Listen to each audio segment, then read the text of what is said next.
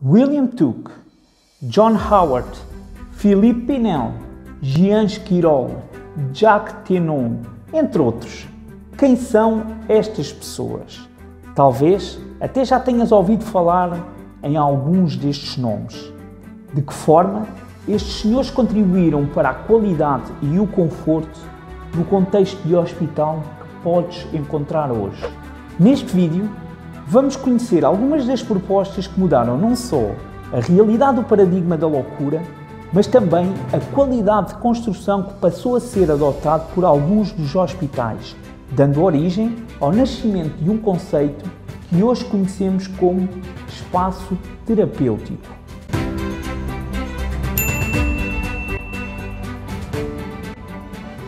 Qual é a realidade dos diferentes países da Europa? Vamos nos posicionar no século XVIII, porque é nesta altura que podemos encontrar os principais estudos da arquitetura e as principais ideias de construção de ambientes direcionados para a intervenção terapêutica dos alienados. Deste modo, importa incluir na análise o que influenciou não só na mudança de estratégias, mas principalmente na realidade de posturas e mentalidades, sobre as formas de como se praticava o asilo e o tratamento destes doentes. Para esse efeito, foram selecionados para a construção do vídeo essencialmente dois autores de referência. Bernardino Gomes, um médico alienista português que desenvolveu um manual sobre a viagem que fez pelos principais hospitais psiquiátricos da Europa, na primeira metade do século XIX, e o renomeado Michel Foucault, um filósofo e historiador francês que é um dos mais importantes autores sobre os estudos da loucura. Importa lembrar que toda a bibliografia utilizada para a construção do tema podes encontrar na descrição do vídeo. Alguns dos países que despertaram a atenção dos principais médicos alienistas do século XVIII, incluindo o médico português Bernardino Gomes, foram a Holanda, a Bélgica, a Alemanha, a Itália, a França e a Inglaterra. É nesta base que podemos encontrar alguns dos mais ativos promotores de mudança relativamente ao novo conceito de hospital. Com as suas contribuições, são estes os pioneiros que marcam e definem a transição entre um hospital olhado como um lugar para morrer, utilizado essencialmente para alojar ou asilar, para um hospital que passa a ser olhado como um lugar para curar. Neste momento, todos aqueles que estavam sob a responsabilidade administrativa de hospitais e asilos passam a ter disponíveis sugestões difíceis de ignorar, pela sua clareza e objetividade. Sugestões que nos parecem ser óbvias na atualidade, mas nem sequer eram consideradas como lógicas para a época. Por exemplo, as reformas defendidas por Howard, que propunha a utilização de acomodações limpas e saudáveis, com roupas e lençóis adequados e a separação de acordo com o sexo e a idade. Faz-se lembrar que, na grande maioria dos casos, estes doentes apenas tinham disponíveis para dormir um pouco de palha para se estender no chão e cobrir das frias e úmidas celas.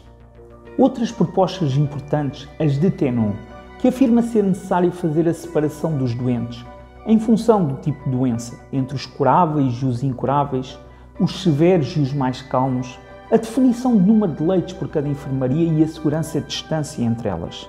É neste momento, inclusive, que se decide que deve ser apenas um doente por leito. Até então, de acordo com os registros do autor, chegava-se a empilhar até 6 doentes no mesmo leito. Sim, é isso mesmo.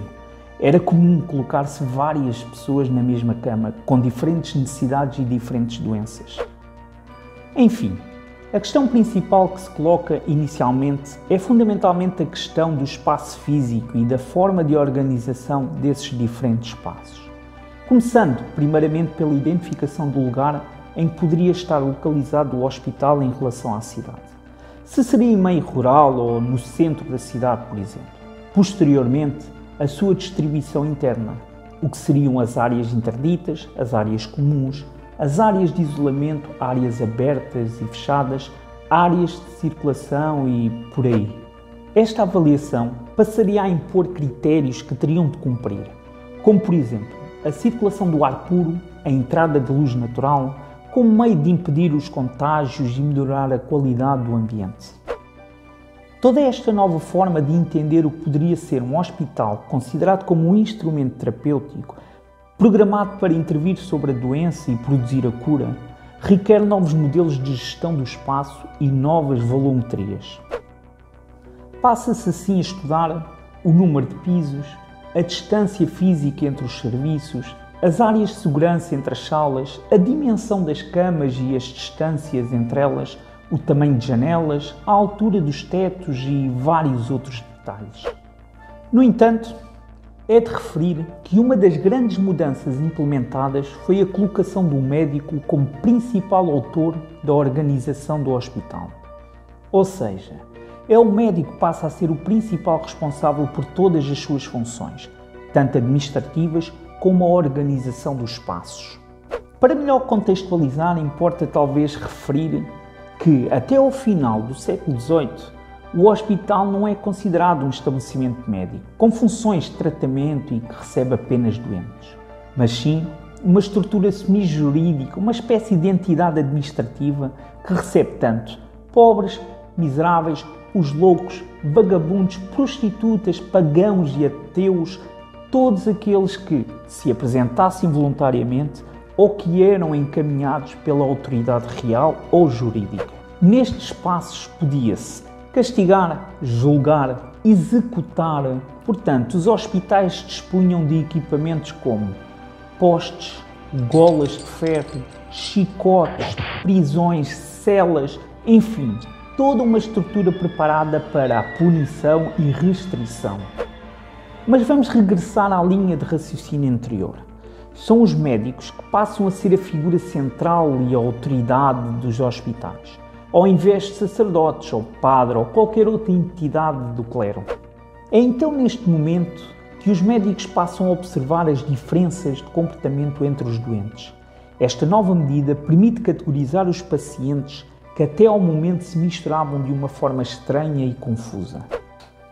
É verdade que a prática do internamento e a separação por tipo de loucura não são experiências desta época, contudo nada tinha a ver com os princípios da análise médica. Por outras palavras, a importância que era dada à obrigação de trabalhar determinava o nível de utilidade que era atribuído ao doente. Entre o bom pobre, aqueles que tinham a capacidade física para o trabalho, e o mau pobre ou o louco, aqueles que não tinham essa capacidade e eram, na verdade, inúteis.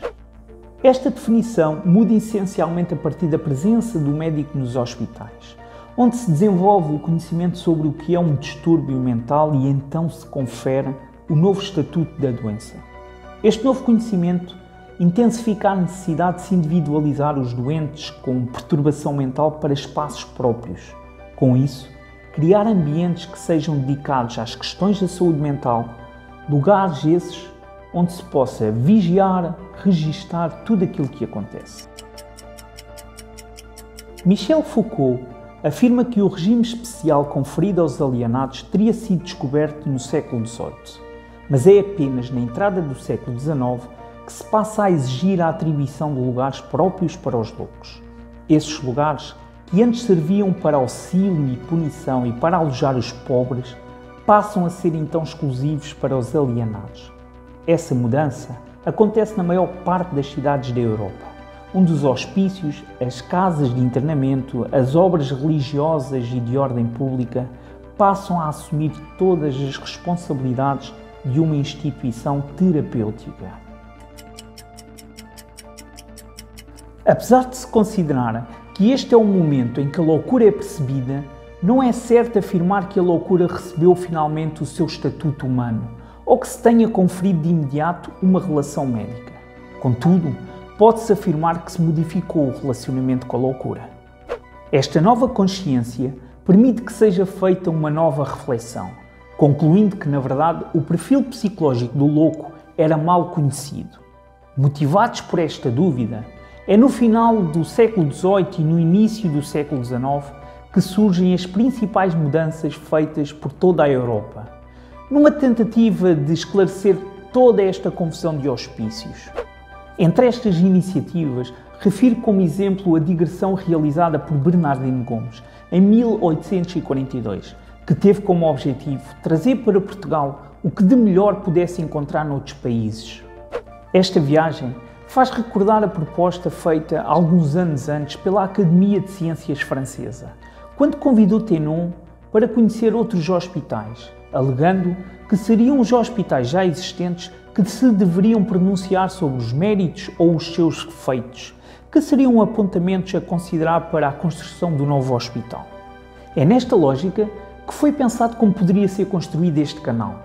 Para esse efeito, estão a ser preparados alguns vídeos que acompanham esta viagem, pelos principais hospitais que marcam a história sobre a arquitetura e o nascimento da psiquiatria. Lembrando que as primeiras iniciativas da reforma psiquiátrica acontecem essencialmente em França e em Inglaterra. Para tal, devemos também recordar as contribuições de William Tuke, que foi um dos primeiros defensores de um tratamento mais humano aplicado aos loucos e fundador do Hospital Psiquiátrico de Referência, o Retreat, que vamos falar com detalhe nos próximos vídeos. Philippe Pinel, pioneiro no tratamento dos doentes mentais com base na dignidade e respeito humano, foi um dos primeiros a libertar os pacientes das correntes. Esquirol, importante sucessor e aprendiz de Pinel, autor de uma importante obra que se tornou um dos clássicos da psiquiatria. No entanto, mesmo antes de apresentar as principais influências atribuídas pelos autores citados, é importante ir um pouco atrás na história, para perceber como o passado dos hospitais poderá ter influenciado a construção do Hospital Psiquiátrico Contemporâneo. De acordo com vários registros, as primeiras evidências da relação humana com a loucura apresenta-se na Idade Antiga, onde as mais antigas civilizações, como por exemplo a Babilónia, o Egito e a Grécia, já tinham construído os primeiros hospitais destinados a receber insanos com a intenção de os curar. Estes edifícios eram, na verdade, templos que assumiram um caráter de assistência, baseado em experiências espirituais, ou seja, curar a alma e não necessariamente o físico. Talvez por isso, os médicos nada mais eram do que sacerdotes. Esta relação espiritual e religiosa, associada ao domínio da cura, parece não ter sofrido grandes alterações durante vários séculos. Apesar de se construir hospitais, construía-se com a mesma lógica que se erguiam templos ou igrejas. Parece ter sido sempre o domínio da espiritualidade que reinou na atribuição destes modelos de construção e de tratamento. Ainda assim, é na Idade Média que se produz as primeiras evidências relativamente ao conhecimento médico, podendo-se já encontrar enciclopédias com diversos estudos médicos no Oriente, sendo o Islão, a Pérsia e a Arábia os pioneiros da lógica científica e médica que conhecemos hoje. Nestas enciclopédias já se podiam encontrar no século X estudos sobre a cirurgia, sobre a anatomia do cérebro, a prática da medicina experimental e até descobertas sobre várias doenças contagiosas. Portanto, parece que é na cultura islâmica que se desenvolvem os primeiros modelos de hospital, em muito semelhantes ao que vamos encontrar mais tarde na Europa. Ou seja, é no mundo árabe que podemos encontrar os primeiros hospitais exclusivos para os loucos, em Fez, no século VII, e em Bagdá e no Cairo, no século XII. Aqui, podemos encontrar já implementadas algumas das propostas sugeridas por Howard e Tenon séculos mais tarde, nomeadamente a segregação dos pacientes pelo seu grupo patológico ou a divisão por sexos. Em particular este hospital no Cairo, que remete os alienados para áreas exclusivas, como tanto ambicionam os alienistas no início da Idade Contemporânea.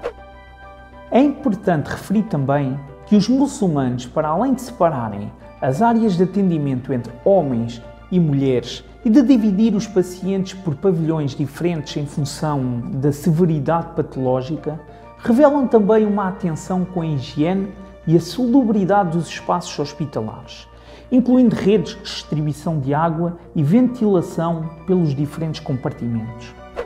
Vamos olhar as plantas e, para quem não está familiarizado com a leitura de desenhos de arquitetura, vamos imaginar que estamos num helicóptero a sobrevoar e que removemos os telhados e passamos a observar o interior desses edifícios. Analisando estas plantas, pode-se verificar o grau de preocupação que foi atribuída à qualidade da organização dos espaços e à criação dos seus ambientes. Por exemplo, a construção de pátios centrais fechados para o interior, com a colocação das enfermarias e dos quartos ao seu redor. Parece poder garantir não só a relação de privacidade e refúgio dos doentes, como também a entrada de luz natural, a circulação de ar e um ambiente de vigilância. Salientando ainda a localização dos pontos de água ou fontes no centro desses pátios, dando a ideia de ser um dos elementos fundamentais para a organização do hospital. Contudo, enquanto estas iniciativas ocorrem no Reino Islâmico, na Europa vive-se uma experiência diferente na relação com a loucura, em que os loucos são essencialmente banidos das cidades ou postos sobre o regime de internamento, prolongando-se esta medida até ao início do século XIX. Falo um pouco sobre esta experiência no primeiro vídeo que recomendo que assistas. Vai aparecer algures aqui. Apesar desta diferente realidade que se vive, em Inglaterra no século XV, podemos encontrar documentos que relatam a presença e acolhimento de doentes com perturbação mental no Hospital Bethlehem, sendo este o primeiro hospital psiquiátrico da Europa que a literatura reconhece. Para já, ficamos por aqui, mas o próximo vídeo será dedicado à história deste hospital, também conhecido como Zoológico Humano, pela forma terrível de como tratava os seus pacientes, uma história no mínimo arrepiante. Para não perderes, não te esqueças de subscrever e põe um like, carrega no sino e deixa sugestões nos comentários. Um abraço e vemo-nos no próximo vídeo.